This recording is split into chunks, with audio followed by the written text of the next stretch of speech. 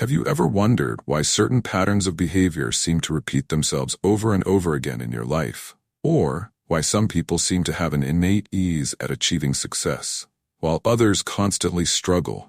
The answer can be found in the mighty world. We have talked about the subconscious in past videos by Dr. Joe Dispenza and Bruce Lipton about this.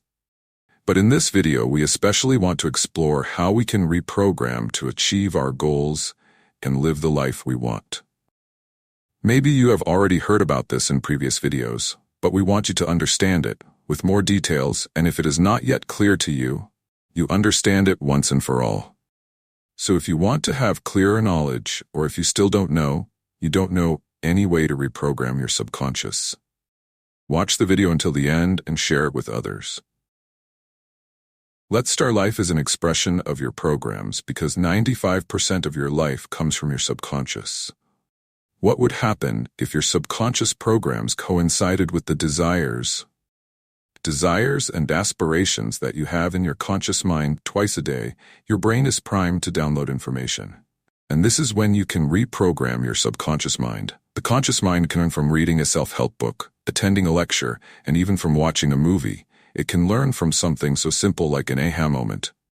I just understood that, therefore, the conscious creative mind has many different ways of downloading information, but the two minds are not connected in the sense that if the conscious mind learns something, it does not mean that the subconscious mind will learn that too. The conscious mind learns through its creative processes, but the subconscious mind learns mainly in two ways. What is the difference? The conscious mind reads a book, watches a movie, goes to a lecture. It is simply downloading what it already knows. The subconscious mind does not learn like this. The subconscious mind is habits.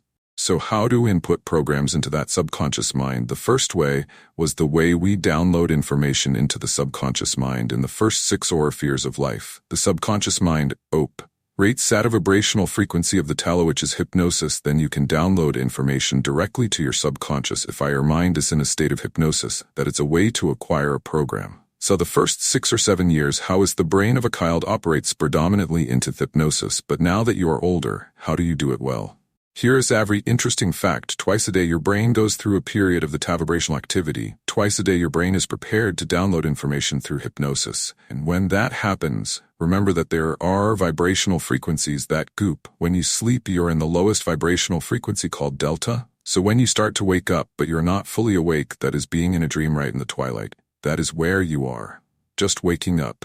You're still in the dream world, or are you in the real world? Are you mixing the two? That is a period called tit. So you go from deep sleep into delta, and then when you start waking up, the vibrations start to increase and you enter to tand in that tit period. It is where hypnosis can occur. But as you are more awake, the TH is a higher vibration, which is alpha, and that is calm consciousness, where you are just waking up, you are doing your routine tasks, you are getting ready to leave the house, and when you're getting ready to go to work, or you are already at work, your brain goes from calm, alpha consciousness to being fully awake in beta, which is the active consciousness that would narrowly engage within the busy world, will live in. Then you go back home from work or your activities after you've been operating in beta mode, and well, guess you get home and start to calm down, relax. Your brain slides into the lower vibrational frequency, alpha calm consciousness. And when you're ready to got it now, guess what? From alpha down to tightened that you start to fall relaxed to go to sleep. And when you are finally asleep, you go from T to delta. So that means that when you go to sleep, when you go from the state of alert to the state of sleep, you also go through audit twice a day. Your brain arrives to tit. When you are about to wake up, going from delta higher vibrations, you go through tit. And when you are about to fall asleepy, you go from higher vibrations to delta, and again you go through tit. Twice a day, your brain is in a state of hypnosis called buban. This is where you can use subliminal audio store program your subconscious mind at bedtime. If you put on your headphones with subconscious programming to change any behavior you want to change when you got a bead, those headphones own your head as you enter the your state of consciousness. In alpha is now disappearing. You are entering tan. In that period of the audio recording is being downloaded directly to your subconscious. And that is how subliminal audios work. So if you want to change a program, you can select an audio that will have the program you want to put in your mind, and every night when you got a bead, just put on the headphones and you will enter a process of self-hypnosis. The hypnosis is really the first way the subconscious learns, but after the age of 6 or 7, your subconscious mind learns in a different way. This is called habituation, which means that if you repeat something and repeat it, the subconscious mind will download it and turn it into a habit. So for example, if you wanted to learn the alphabet, how did you learn it? You started with A, B, C, D, and then you couldn't remember anymore. And then you started again, B, C, D, F, G, F, G, and you repeated it and you repeated it until you finally got a Z. And guess what? After repeating the alphabet hundreds of times, there is a point where it is now part of your subconscious. So guess what? It is already downloaded in your mind. If I ask you to give me the sequence of the alphabet, you can just hum it unconsciously A, B, C, D to Z and without thinking about it. Why? Because you created a habit that discharged the alphabet. So after you are 6 or 7 years old and you want to change a program in your life, one way to do it is the conventional way, which is to create a habit by repeating something almost on a religious level. Now let me make something very clear to you. A note stuck on the refrigerator does not.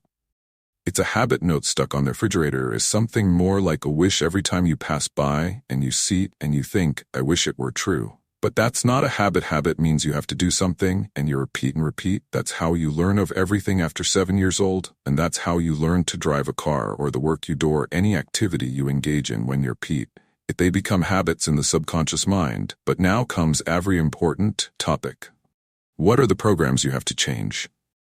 In the subconscious mind, it is especially important that most of these programs are presented to you even during the last stage of pregnancy, the last trimester, and then continue for the first 6 or so years of your life. So I tell me about the programs that you learned when you were 1 year old. For example, tell me about the programs you learned when you were 2 years old, and you will tell me I don't know because I was not aware of those things. I tell you, yes, I am aware, and 95% of the time the behaviors are controlled from the programs of the subconscious mind. What does this mean? Simple. Your life is essentially an impression of your subconscious programs is where you're operating from 95% of the time. So you want to know what your programs are. It is very simple. Observe your life, the things that work for you, that come to you, and the things that you want come to you, because you have programs in your subconscious that encourage them to happen, and they are there. But anything that you struggle with, anything that you have to work hard at, anything that if you try too hard, you are doing it because you are trying to overcome a limiting program that is preventing you from getting where you want. So all you have to do is look at your life and say, what works for me works because I already have a program that supports it and makes it easier for me. And what I'm struggling with life and I'm having problems, it's because I have subconscious programs that encourage that behavior. So you immediately automatically know which behavior you need to change are the ones you have the most difficulty with. Okay, and how do you change it? Because you can use a self-hypnosis with subliminal audios, so you can change them by creating new habits, new behaviors that you repeat religiously every day, changing the old behavior. I'm rewriting live every time you cover yourself with the old behavior. You say, no, don't do it.